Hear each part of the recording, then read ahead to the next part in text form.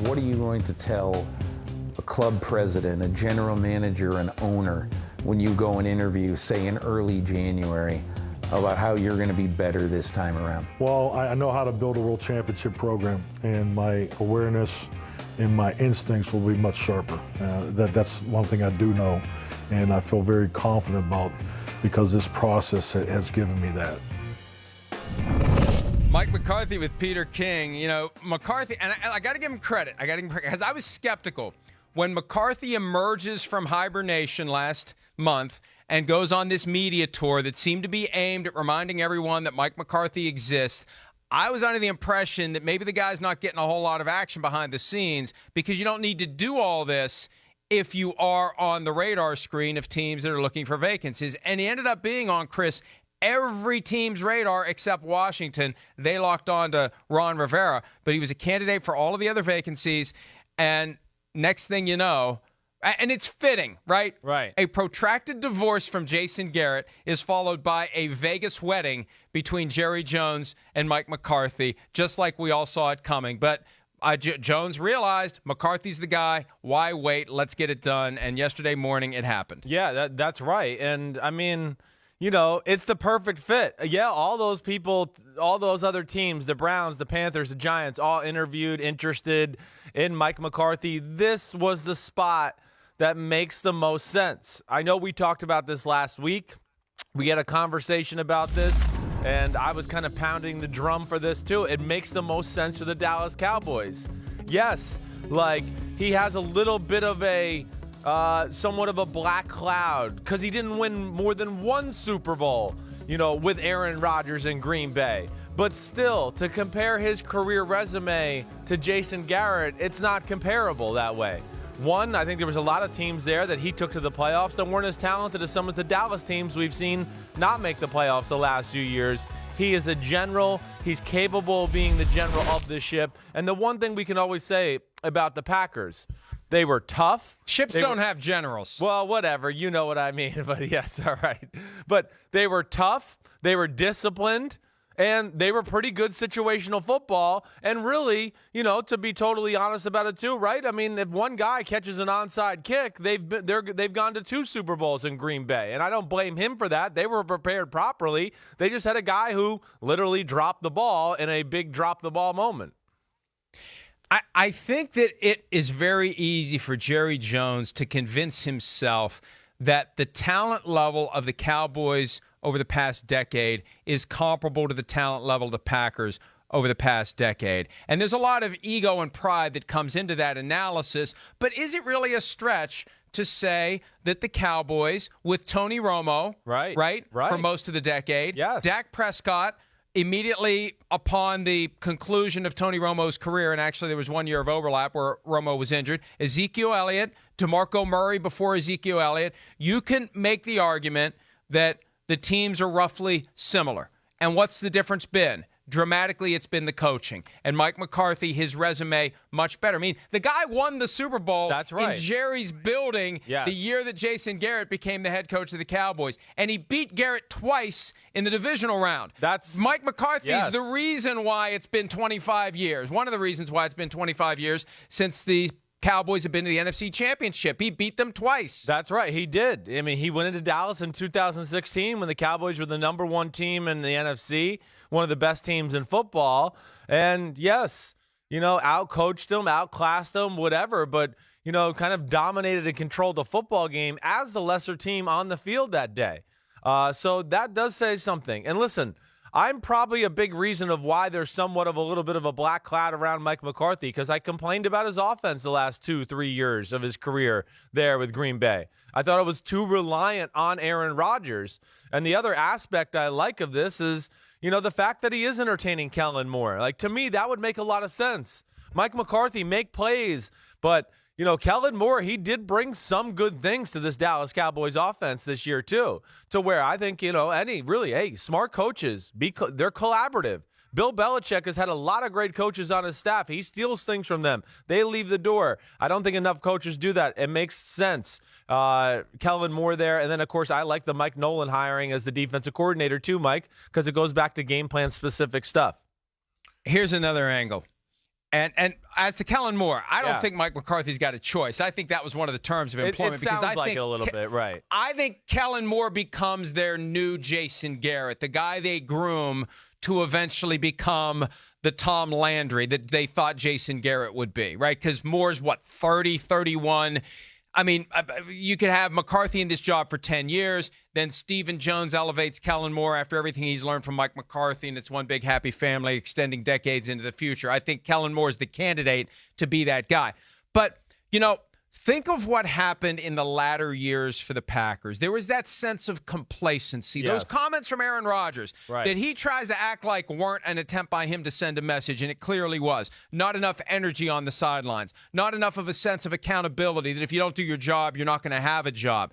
I think that Mike McCarthy will avoid the complacency in Dallas because in Dallas, he has what he didn't have in Green Bay, Chris. An owner in the building. An owner in the building. Yeah. Exactly. Right.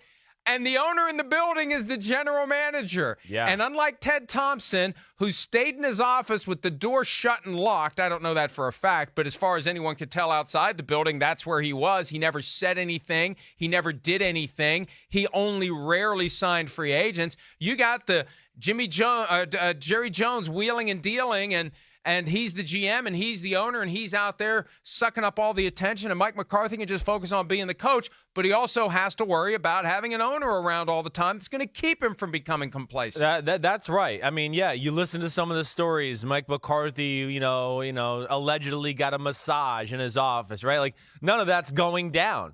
It's not going down in Dallas because the Jones family's there. They're prevalent every day. They got keys to your office, Mike McCarthy. Don't get any massages. They can bust in at any moment, all right? So, yes. And, I think it's fair to say, I mean, that shows to be a successful model too. When the organization is in the building on a daily basis as compared to some of the other teams where ownership is not in the building, if you look at the correlation there, yeah, there's a lot more success with those teams that have the owners there on a daily basis. It's checks and balances. It lights a little fire under the coaches' butts, too, and the head coach especially, to know, there's the guy that pays everybody. There's the guy that pays me in the lunch line. Oh, he's walking around the hallways talking to some coaches. I better get on my game. So I think that is a very real aspect of why this would be a good marriage and certainly maybe be improved compared to Green Bay with Mike McCarthy. Yeah, and look, it's never going to be any better than it is the first day. And I don't know how to feel about this from the standpoint of this kind of shotgun arrangement that happened so quickly. And it really is odd to me that a multi-billion-dollar business would move so quickly at the most important job that it can have, the head coach of the football team. But Jerry Jones saw something, heard something. I was told it was basically love at first sight. There's the report that Mike McCarthy spent the night at Jerry Jones' house, and once that happened, everybody knew it was going to be a done deal. It really is amazing to me that after that slow process of separating from Jason Garrett, it fell together so quickly with McCarthy. And I can't help but wonder whether or not Jason Garrett, at some point last week, convinced Jerry Jones to go interview a few people and see if he could find somebody better before he fired Jason Garrett. And it only took 2 interviews for Jerry Jones to find someone that he liked better. Well, yeah, maybe. But, I mean, it made the most sense. I mean, again, we've talked about this a lot, right? I mean, this is where I think we were alone. Like, no Lincoln Riley, none of that. I just don't think this team is ready for that. You don't want a team that's ready to win right now basically sitting there going, wait, we're waiting for the coach to get used to the NFL life and things like that. Oh, yeah, we got to wait. No. Wait, we were saying that? We? Well, you were the one that kept banging the college coach drum. I was saying that Jerry Jones had told us everything we needed to know about college coaches. He said it 3 weeks ago. We just didn't want to listen to him. I wasn't banging the drum. Yeah, I didn't believe it. I thought it was very real. Lincoln Riley and Matt Rule and Dan Mullen. I've banged the drum for them to hire Mike McCarthy. So that's the drum I banged. I just basically said I thought they were going to go the college coach route. And I didn't agree with that. I mean, I have never said that. Have you been listening, or have you been texting or copy and pasting? Yes, because that's what I've said. Have you not heard me say they're ready to win now? They're in the Super Bowl window. I don't know if a college coach is ready to do that. Yes. Okay. I'm sorry. Your analysis was good. Your information was bad. Yes, I guess yes, that's basically that's it. Exactly right. Thank you. At least you corrected that, you jerk. All right. One last thing on Jason Garrett, because remember the report from November-ish that if the Cowboys don't keep him, his first choice is to go coach the Giants. Yeah. Well, no one has shown any interest in Jason Garrett as a head coach.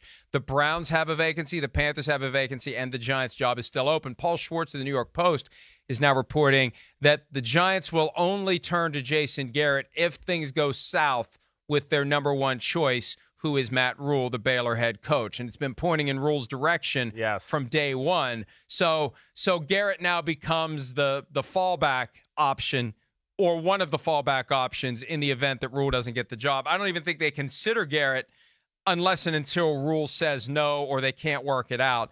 I'd be stunned, Chris, if Jason Garrett lands on his feet as a head coach somewhere else. After all of the flaws that we've, everything about, I don't see it happening. If it does, Godspeed, more power to him, but I don't see it happening. No, I can't say that I see it happening either. I think it has to be one of those where, he'd probably have to go back to being an OC, rebuild his reputation a little bit that way there, and then come back to the head coaching vacancy table at some point to say, hey, I got this experience, and look at where I've grown as an offensive play caller and grown my playbook and things like that.